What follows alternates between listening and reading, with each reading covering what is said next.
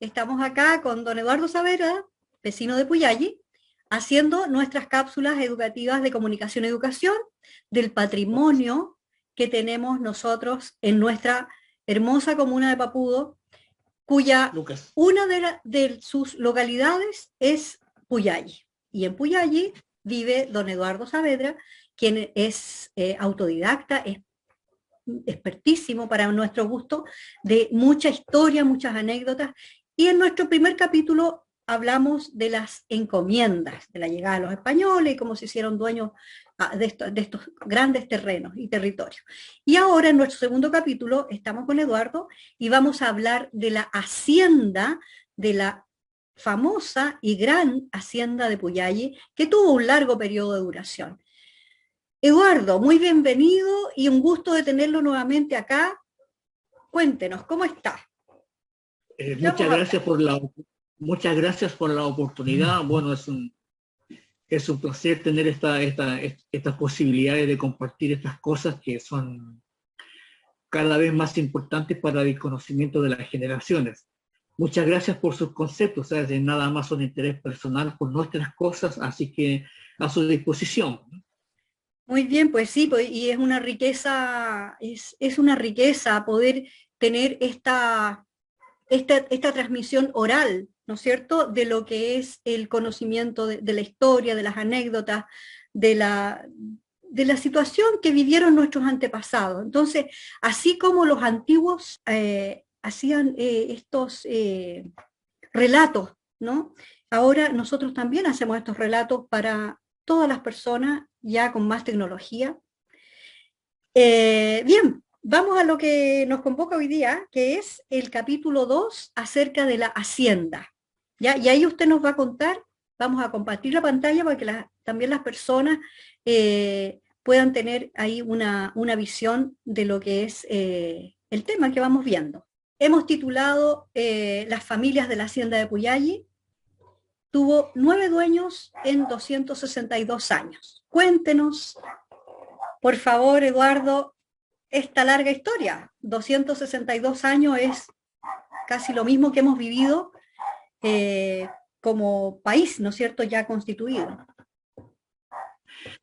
Bueno, a ver cómo lo hacemos para contar esta larga historia, ¿no es cierto?, en este rato.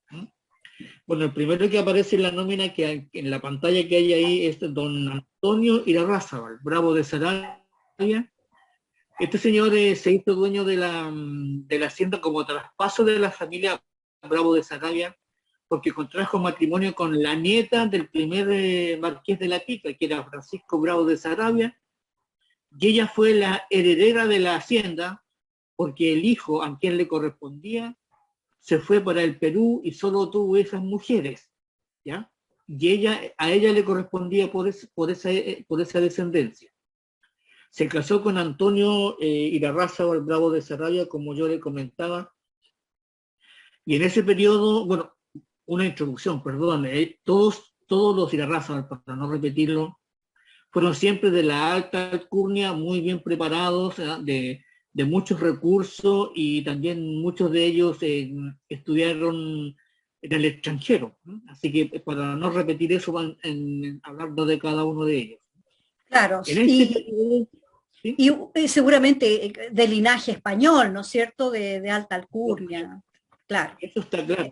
De alta alcurnia, ellos heredaron el marquesado de la Pica por este enlace matrimonial, porque eso era un título honorífico de los Bravos de Sarabia, pero lo heredaron ellos por este matrimonio. Claro. Para el jugo también. En periodo de este señor, ellos constituyeron un mayorazgo con todos los bienes de la familia, que esto significaba juntarlos y dejarlos dispuestos para las herencias de los hijos mayores posteriores. Eso es el mayorazgo de los bienes familiares. En la época de estos señores, que este señor que fue el primero, se conoce el primer censo detallado de los habitantes originarios de la hacienda, que era un requisito para poder reafirmarles la encomienda, renovárselas. Las encomiendas los indígenas, no la tierra, ¿no? Entonces hay un dato importante, que eso es para otro tema en otra oportunidad también. Los originarios fundaron el mayorazgo, se conoció la primera matrícula Y en el periodo de ellos hubo más o menos dos acontecimientos, ¿no?, que le tocó enfrentar como dueños de la hacienda, que fue el redescubrimiento del gran mineral de oro en el Cerro Pulmahue, que era propiedad de la hacienda Puyal. Enfrentaron ellos todo ese proceso en esa época. Y también, relacionado con lo mismo, él hizo valer sus influencias para oponerse tenazmente a la creación de un pueblo minero en lo que hoy nosotros conocemos como Placilla, porque todos los trabajadores mineros intentados por este descubrimiento llegaban y se instalaban ahí y fueron formando un pueblo. Y eso le perjudicaba a él sus negocios en la Ligua, porque le interesaba que esa gente se instalara en la Ligua por sus negocios y no en Placilla. Y además le perjudicaba a los inquilinos de su hacienda, porque habiendo negocios en ese lugar se le iban para allá. ¿Mm? Se le iban para allá porque ahí había, aparte de negocios, había entretención también. Luego de ellos, el hijo de ellos fue don Miguel José Irarrázaval Bravo de Saravia, el segundo que aparece en la lista. Claro. El hijo de ellos que heredó la hacienda por hijo mayor, por mayorazgo. Este señor fue el que fue protagonista de la férrea oposición a la fundación de la Villa de la Ligua en Placilla, por los mismos motivos del señor anterior. Le perjudicaba a sus inquilinos y le perjudicaba a sus negocios en la Ligua. Fue un férreo opositor a la fundación de la Ligua en el sector de Placilla. Y también para renovarle la encomienda de los indígenas a este señor, una vez fallecidos sus padres, también debió hacer una especie de censo, permitir que le hicieran censo de todos los indígenas encomendados que tendrían, para renovarle la encomienda de los indígenas. Ese es otro documento importante relacionado con el tema originario también, que lo podremos ver en otra oportunidad.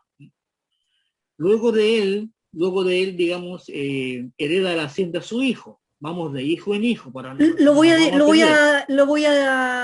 Le voy a hacer una pregunta aquí porque vamos de hijo en hijo, pero también pasan cosas ahí. Entonces, se negaba don Miguel José Irarrázaval Bravo de Saravia, se negaba a esta fundación en Placilla, de la fundación de la Ligua, hizo un censo, etcétera, y de las encomiendas.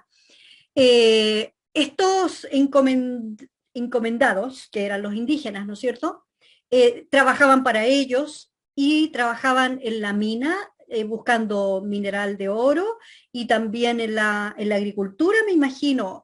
O sea, todo el interés del dueño de la hacienda era para que todas estas personas le trabajaran a él, ¿no es cierto? Exactamente, le trabajaban, tal cual como usted dice, en la agricultura, en la tierra y también en la minería. Se vio muy favorecido con esto. ¿Sí? Yo entiendo, según lo poco que he leído, ¿no?, que hay autores que dicen que en realidad también, o sea, esto, desde que llegaron más o menos el sector los españoles, se dieron cuenta de la riqueza minera, de las minas de oro que había acá, y claro, todo trabajador les era muy beneficioso para extraer lo más posible oro, que los españoles venían a eso. Y eso pasó con el descubrimiento en el Cerro Pulmahue, que estaba en la hacienda Puyagui. Les favoreció muchísimo a estos señores, porque las leyes de la época le entregaban a ellos un porcentaje de la producción, y más encima le permitían trabajar por cuenta propia en su terreno en las mismas actividades mineras. Por lo tanto, fue un beneficio tremendo para el dueño de la hacienda, para aumentar sus bienes, su producción, sus recursos, y por supuesto hacía trabajar ahí en las minas también a varios, parte importante de sus encomendados, y sin descartar lo que eran también más de alguna mujer también se desempeñó en esas obras, como alguna vez comentamos nosotros también. Claro que sí. Se vio muy favorecido con eso. Y por eso, primero no quería que se formara un pueblo minero en Placilla, y después el hijo no quería que se formara la Villa de la Ligua en el mismo lugar, por las complicaciones que le provocaba a sus intereses. En tanto, le afectaba a sus negocios, su economía. En su producción, en su economía y en sus negocios, porque él tenía negocios en la Ligua también, aparte de la producción en el cerro de la hacienda. Claro, ¿y qué negocios había en la Ligua ahí también, de minería y de ganadería? ¿De qué era? los negocios de ellos era un comerciante próspero, digamos, que ejercía el rubro. O sea, podríamos decir hoy día, a lo mejor era un abastecedor de un montón de cosas Ah, que la claro, gente claro. necesitaba. Harina, trigo, claro, Era tremendo. verduras, claro, claro. Entonces, la placilla, tanto Pueblo Minero como Fundación de Villa, se le iban a colocar todos esos negocios en desmedro de la clientela que él tenía en la Ligua. Porque allá Claro, estaba el centro de negocios también. Eso es lo que pasaba con ellos y con la producción de la minería. exacto. Y ahí pasamos después a don José Santiago Irarrázaval, fue el heredero de Miguel José. Don José Santiago, el hijo del hijo, y así Ujú, vamos, el ¿ya? hijo, claro, sí, sí, entendemos, va, el hijo del hijo, y Oh, siempre el mayor. oh, claro, don José Santiago tiene alguna relación con Papudú también, porque este señor implementó, por la actividad minera de la zona, una fundición de cobre en Papudú y también un astillero de los que construían barcos, o sea, a Ya, la usanza de la época, ¿no? un Barcos de astillero, madera. claro, claro. Claro. En todos esos lugares y él construyó algunos barcos, incluso uno le facilitó uno al gobierno de Chile de la época, a Ambrosio Higgins, y un barco que naufragó frente a Coquimbo con su tripulación en la Ahí época. estamos hablando del 1800, Fines del, fines del siglo XVIII. fines del siglo Fines- XVIII, ya, Ahí estamos con esto que le estoy contando. Un poco antes de eso, este señor fue el que se involucró con el tema del término de la encomienda, el que compró terrenos en Vallehermoso unos años antes. Una cosa para extender su hacienda, pero tal vez previendo lo que podría venir, ¿no? Lo pilló a él, como amigo de Ambrosio Higgins, el gobernador de Chile, la decisión de terminar con las encomiendas en el país, en el reino. Y a él le tocó también liberar a los encomendados que a partir de ahí pasaron a ser comunidades indígenas, o sea, ya no ya. dependientes del que habían Ah, estado siempre, mira qué o de la encomienda. interesante eso recalcarlo, ¿ah? O sea, en un momento de la historia se termina con la encomienda y pasa a, ¿qué nombre le dio usted? A indígena, Eh, el nombre que le dio el reino de Chile eran comunidades de indígenas, o sea, comunidades de libres, indígenas, así libres, se llaman, ¿ya? fueron muchas a lo largo del país, ¿eh? Fueron muchas. Y una de ellas fue esta también, donde habían encomiendas, se tuvieron que formar estas comunidades de indígenas.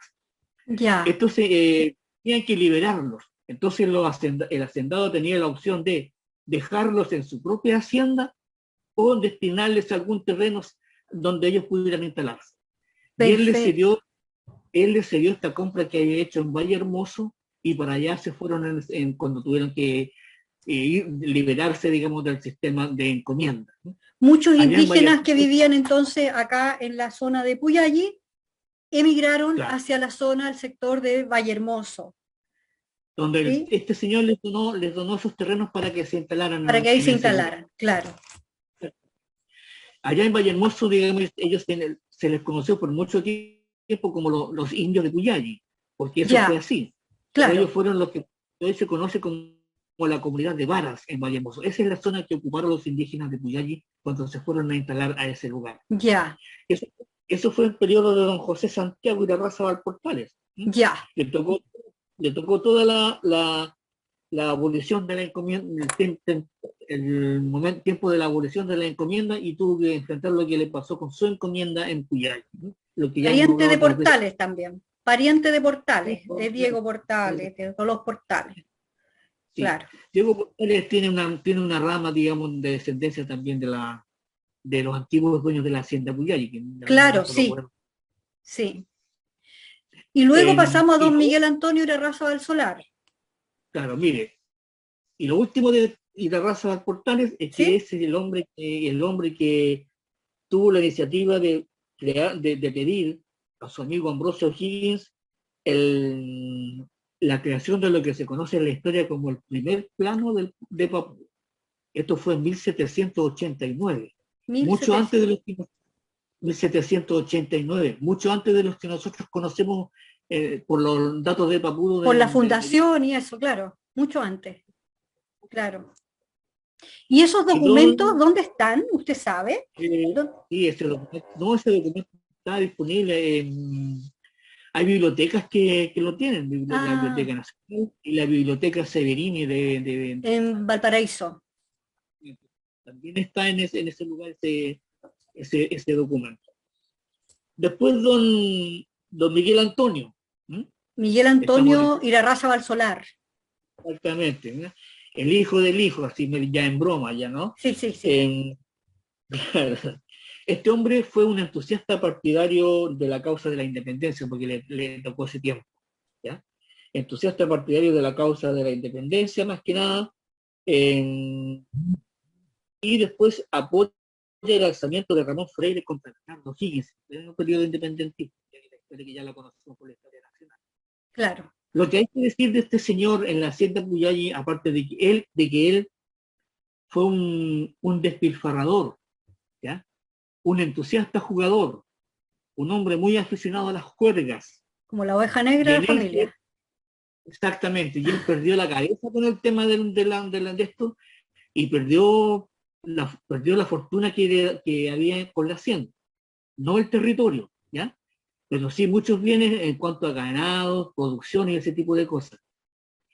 Este hombre arruinó a la hacienda Puyalli y solo salvó en ese tiempo la tierra, lo que se llama el casco de la tierra y lo que había, digamos, como bien inmueble dentro de ella, solo la salvó porque el mayorazgo que tenía la familia, que lo iban heredando de hijo en hijo, impedía enajenar la tierra de la hacienda. Ese detalle salvó a la hacienda quizás de qué. ¿Ya? Claro, lo Entonces, hubiesen perdido. este hombre arrendó la hacienda en el año 1816 a los dueños de la hacienda del Ingenio, don José Nicolás de la Cerda en ese entonces. ¿Ya? Arrendó la hacienda y bueno, este fue un periodo difícil y oscuro para esta hacienda con este señor. ¿No? Luego de él, aparece don José Miguel y la raza del alcalde. Estamos siguiendo la línea que Sí, usted el tiene número ahí. 5, ya, y tenemos ahí el número 5 Claro, de toda esta secuencia.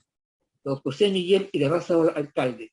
Este señor tiene que empezar a rehacer con mucha paciencia los bienes y la fortuna de la hacienda, porque este señor fue lo contrario de su papá, ¿ya?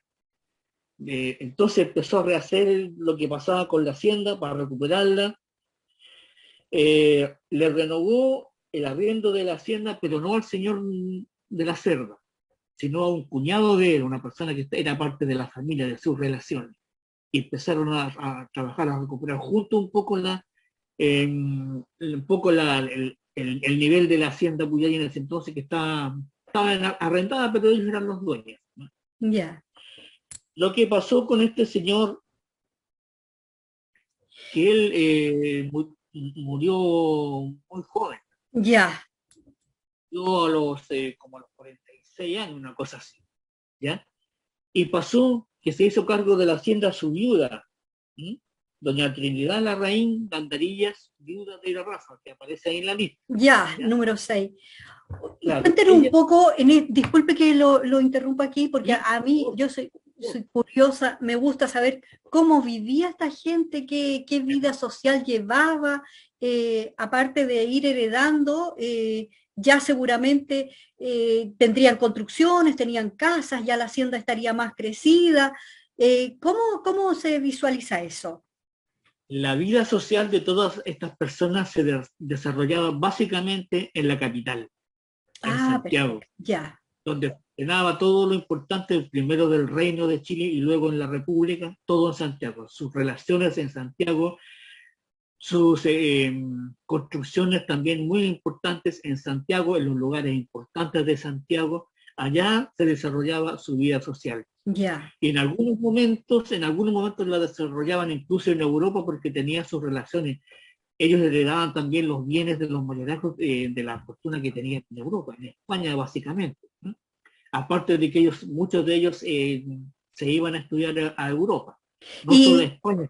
Y ellos ¿Sí? nunca se mezclaron con los indígenas, no hubo nunca una conexión, digamos, de tener hijos así como fuera el matrimonio, ese tipo de cosas.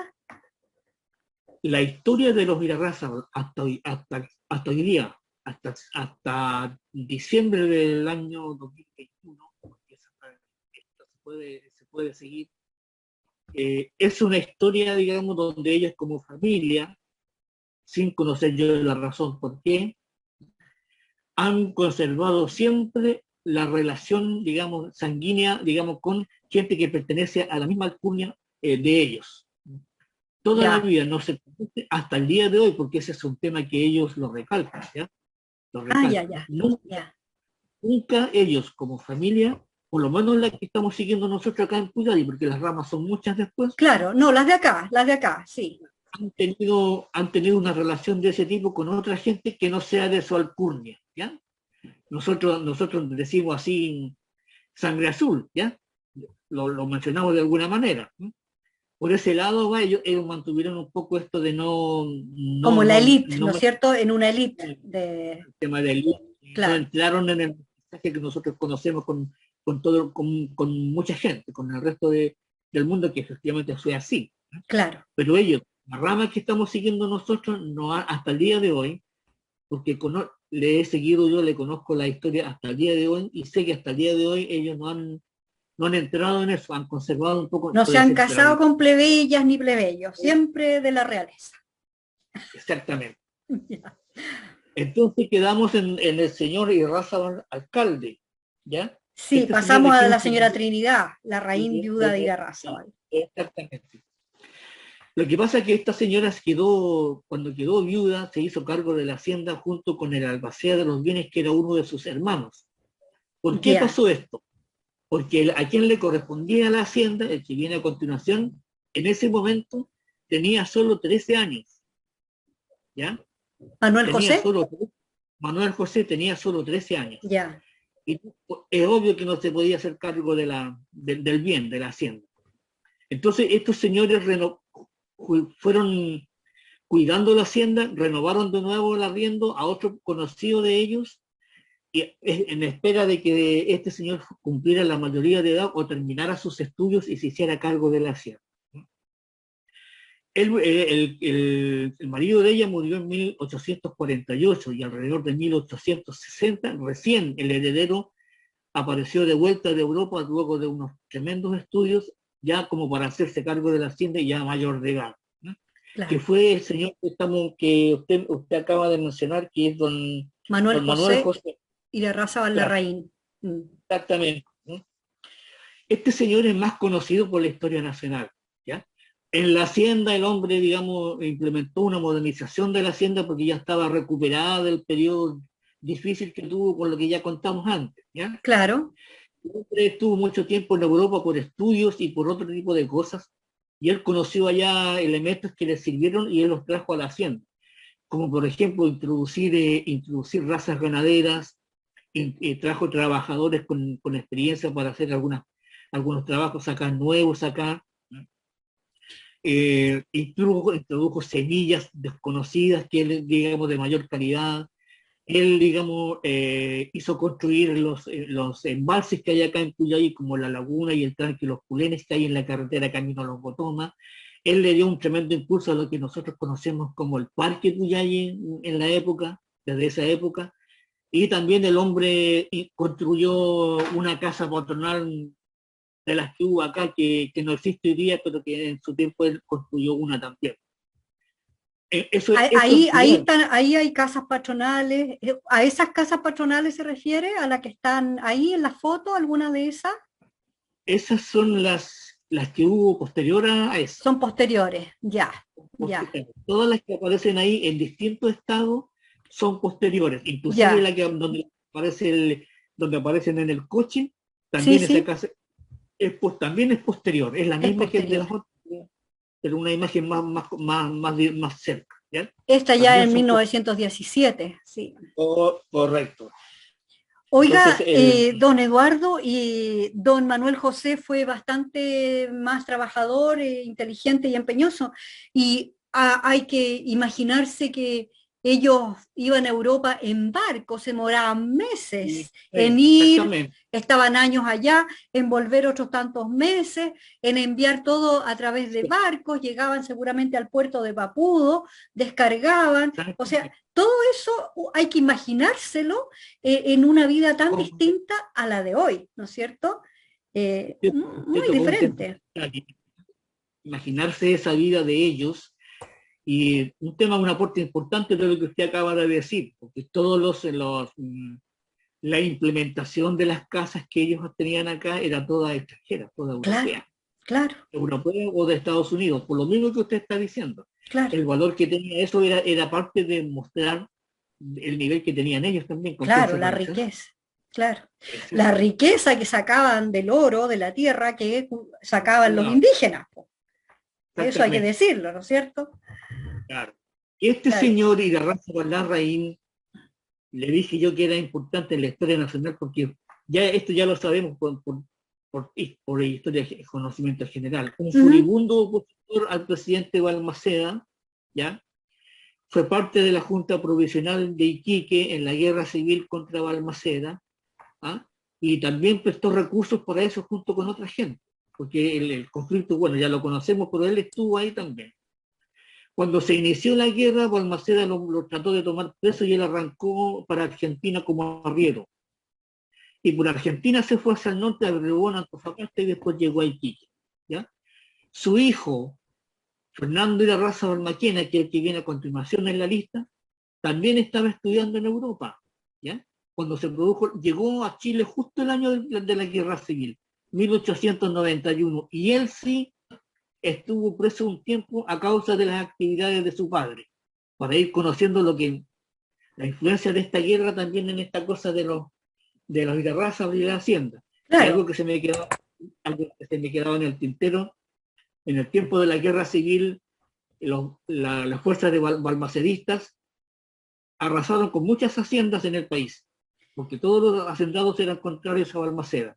Entre Oiga, ellas don la hacienda. Eduardo, eso es muy interesante porque si estamos bien, estamos hablando de la hacienda y todo, pero como somos los chilenos o hemos tenido muy mala preparación en lo que es la historia de Chile propiamente tal, eh, esta guerra civil se produjo en Chile, ocurrió en Chile, ¿no es cierto? ¿Y cuál era la causa principal de esta guerra? Si usted lo sabe, nos puede contar. O sea, ¿por qué hubo guerra? ¿Cuál era la razón de la guerra? eh, a ver, esto es posterior a la Guerra del Pacífico y Claro, estaba todas las inmensas riquezas que provocaban ya en este tiempo de la guerra el salitre en el norte, ¿ya? ya. Y ahí le dan tremendas riquezas al país y el presidente Balmaceda entendió que le podía dar todavía mucho más porque muchas de esas explotaciones estaban en manos de extranjeros, ¿ya? Ya, Y su política, digamos, chocó con una red de poderíos, tanto de esta gente que que combatió con él, grupos poderosos, estaban ligados a la producción también del norte junto con empresarios británicos, ¿ya? Y eso provocó un poco el origen del conflicto. Y estos señores, además de poder, eran todos parlamentarios. Por eso que se llama el conflicto entre el presidente y el parlamento. Terminaron, porque la historia de la guerra es otra, terminaron declarando al presidente ellos fuera de la constitución y se armaron para la guerra consiguiendo un montón de financiamiento extranjero, británico principalmente, aparte de ellos. Estos señores estaban involucrados en los intereses y en las ganancias que daban las salitreras. Por eso que se opusieron a esta idea que tenía Balmaceda de, digamos, generar fórmulas que le dieran mucho más riqueza para el país y para el mucho país. menos para Como que los se, particulares. como que se repite la historia, con el tema del cobre pasó lo mismo. ¿Para qué vamos a entrar en ese ¿Para qué tema? vamos a entrar en detalle, no es cierto? Pero la persona que está escuchando esto, que está escuchando sus relatos, Eduardo, Podrá asociar. podrá sacar conclusiones, hacer comparaciones de que parece que en Chile no aprendemos, o bien no nos contamos las historias, por eso se nos olvida, y parece ser que siempre ha sido un tema de territorio y riqueza la que está detrás de todos nuestros conflictos. Bueno, Así es. un paréntesis Bueno, para lo que estamos viendo, pero es muy interesante. entonces el hijo de él, Fernando Irarraza Maquena, Ujú. estuvo un tiempo preso a causa de las actividades de su padre por este motivo. Y este señor Irarraza Balmaquena ya lo conocemos, ¿no? Lo Claro, conocemos bastante más porque cuando uno da este nombre en la comuna y principalmente en Papudo se dice ya es el fundador del balneario, ¿verdad? claro, eso es lo que se dice, Porque sí, Fernando Irarrázaval Maquena, sí. el fundador del balneario y esa historia ya es ampliamente conocida por la gente de la comuna Sí. del balneario. Claro, Este él lo señor, convirtió en un balneario aristocrático y claro regaló que terrenos para que la gente viniera, vendió terrenos para que se hicieran hermosas y grandes construcciones también en toda una época de Papudo. exactamente. A este señor le tocó enfrentar las consecuencias que produjo el terremoto de 1906, que echó todo abajo, en todos Claro, lados. ¿Ya? claro, se cayó todo. Entonces, después de ese terremoto venía de esto que se hablaba las obras del centenario, porque venía en 1910. Claro. Entonces, en la hacienda, como en todo el país, se empezaron a hacer planes para construir obras que fueran, digamos, parte de las celebraciones del centenario. Y Papudo, Puyalli no fue la excepción, ¿no? En Puyalli, el señor Irarrázaval Balmaquena construyó la mansión patronal cuyas ruinas conocemos hoy día, ¿ya? Y construyó la escuelita que había construido antes en honor al nombre de su padre, Esta la me volvió a parece que es la construir. mansión, ¿no? Esta es la mansión, la Es que, ¿sí? la foto que te ha mostrado, esa es. Esta, claro. Esa es. ¿Y esta es Tanto cuando era una iglesia que construyeron también?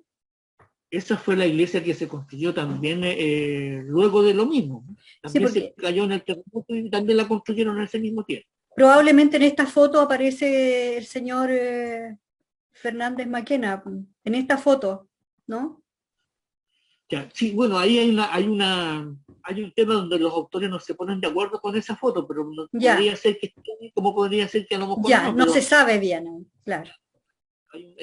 precisamente en esa foto. Ya, Y a este le tocó eso y en Papuro también empezó a hacer la obra más magna del centenario de Papuro fue la construcción de la estación de Papudo y la línea férrea. ¡ay, qué ¿Ya? maravilla!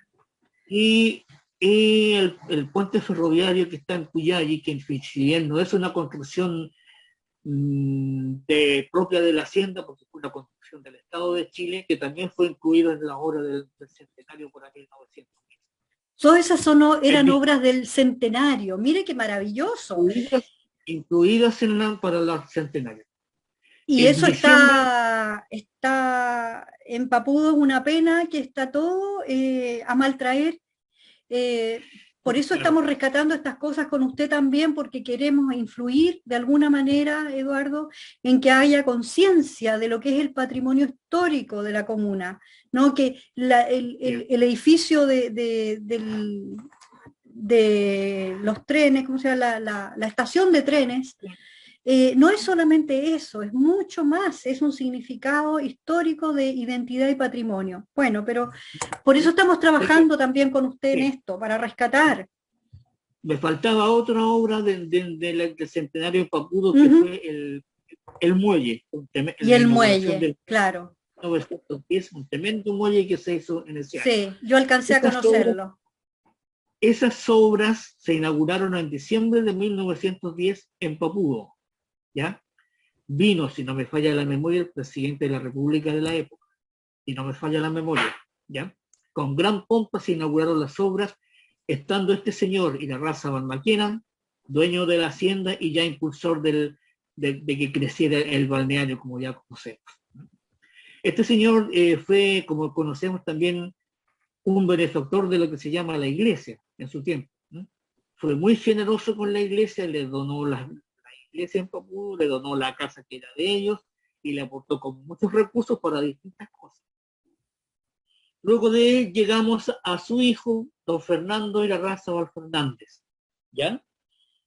Don Fernando Irarrázaval Fernández, sabemos que fue alcalde de la comuna por Exacto, 15 años, aparte de sí. eso, fue alcalde de la comuna, heredó la hacienda, impulsó en el año 1942 un remate de la hacienda porque a esta altura ya tenía problemas con sus familiares, con sus hermanos, con las herencias, ¿ya? Ya el mayorazgo entraba en crisis, ¿ya?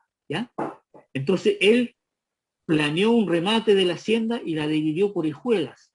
Hijuela Papudo, Hijuela Las Salinas, Hijuela Casas de Puyalli e Hijuela Illalolén, que todo era de la hacienda de Puyalli, ¿ya?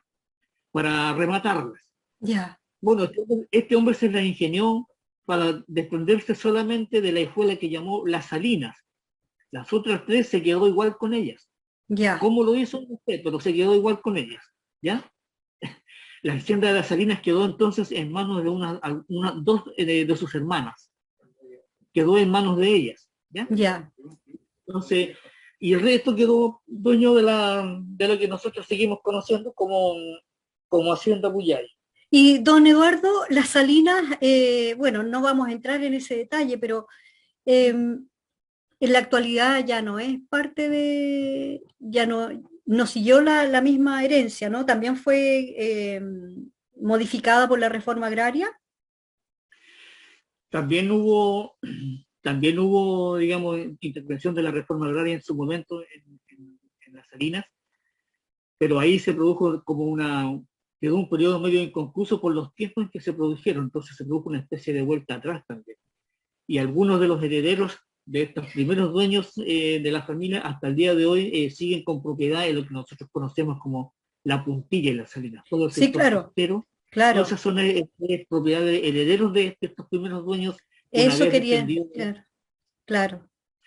Entonces, este señor fue alcalde de Papudo. Este señor, para que el último dueño de Puyarín, construyó lo que nosotros conocimos, lo que conocemos hasta hoy, como el edificio municipal, en su periodo de alcaldicio. Él lo construyó, al Estado de Chile le costó una ganga, porque él lo construyó con trabajadores de su hacienda y con material de su hacienda, y lo que no había aquí lo puso el Estado. ¿Ah? O sea, Discúlpeme, el edificio consistorial que está en Papudo o uno que está en Puyalle? exactamente, El de no, el que Papudo. está en Papudo, Ah, el que está en la plaza. que hoy es biblioteca municipal. Sí, ¿Ah? claro, que todos Él lo construyó. lloramos mucho por eso porque en realidad está muy abandonado. Es una Sí, pena enorme. algo así se ha sabido, pero él lo Mm, construyó con importante cargo a su pecunio, dueño de la hacienda, dueño de los trabajadores, dueño de la materia prima, así que lo que no encontró por aquí lo puso el Estado, pero fue lo menos. claro, Otra cosa importante que le pasó a este señor ya en los últimos tiempos es que él presidió la ceremonia del reconocimiento de Papudo como ciudad, eso en el año 1947, ¿ya? Como ciudad en el periodo del presidente Gabriel González Videla. sí, Esto es importante, él lo presidió como alcalde y ese hecho marcó para la historia la separación definitiva del pueblo de la ciudad de Papudo de la hacienda Puyay. No sé si ya. me entiendes Sí, lo con entiendo esto. perfecto. Ese fue el hito que marcó la Ahí separación, marcó la la diferencia. diferencia, porque luego Claro, de la fundación del balneario, el dueño seguía donando terreno a la gente, pero él seguía teniendo trabajadores de la hacienda en Papudo, y aunque seguía donando terreno, el resto era de él, era parte de la hacienda. claro que sí, Con esto se separó, aunque siguieron teniendo terrenos, pero ya Papudo era separado de Puyay, aunque ellos seguían teniendo terreno en Papudo. claro que A sí. este señor, a este señor y a Raza Fernández le sorprende el tema de la reforma agraria. Llegamos al Llegamos a tema ese culmen. punto.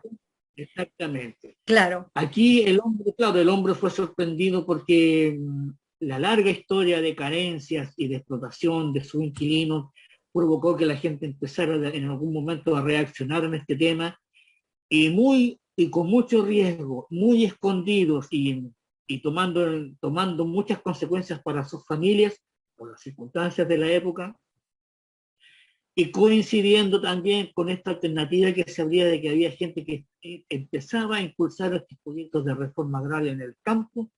Empezaron a juntarse, a conversar, a compartir sus inquietudes, sus frustraciones, sus dramas, y ahí se empezaron a animar a constituirse, porque les pedían constituirse un poco como grupo de campesinos, organizaciones, claro, de aunque era campesinos, medio claro, ilegal, pero era medio ilegal, pero era para presionar. Tuvieron que exacto. medio la tuvieron que medio la clandestinidad correr listas para juntar firmas para apoyar esta idea de formar una agrupación.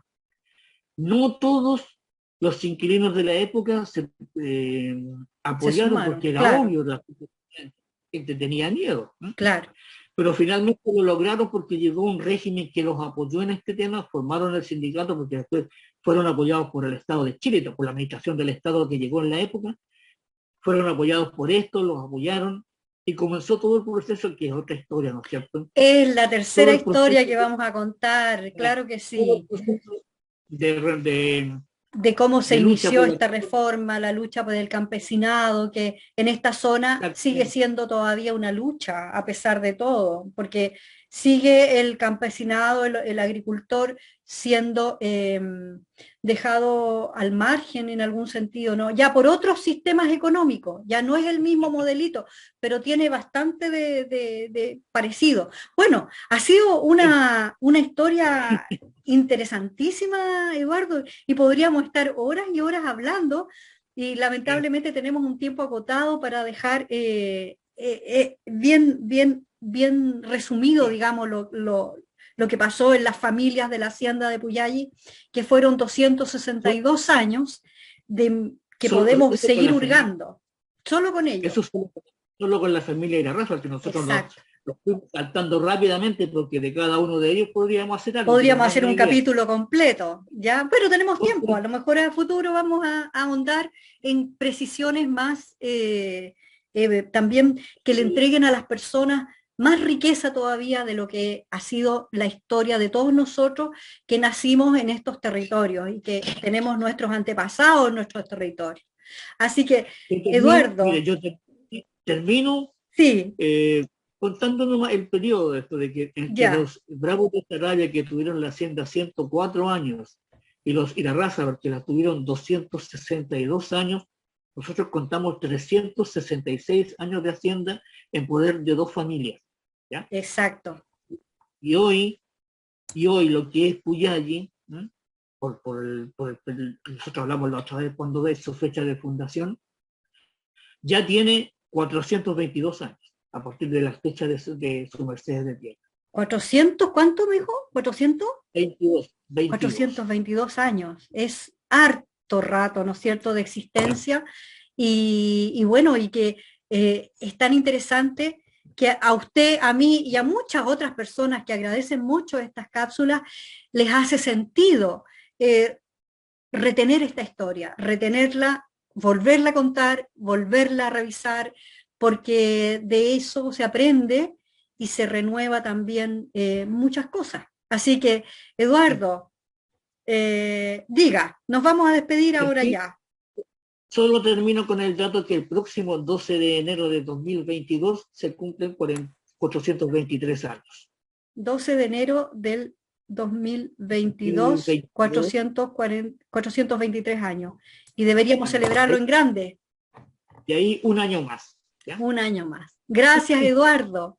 Ha sido un Muchas, placer escucharlo, conocer la historia y nos quedamos con ganas de saber más. Por lo menos a mí me pasa siempre eso, querer saber más. agradecido de la oportunidad y a su disposición si nos ponemos de Continuamos, acuerdo. por supuesto, si vienen muchos capítulos más, así que a toda la audiencia, a nuestros seguidores, a las personas que nos siguen en el sitio web www.fundacionpapudo.cl, en Facebook y en todas las redes sociales, en YouTube, estarán nuestros contenidos de comunicación y educación, haciendo estos capítulos, esta serie de capítulos con don Eduardo Saavedra, nuestro vecino, historiador, diría yo, de Puyalli Papudo.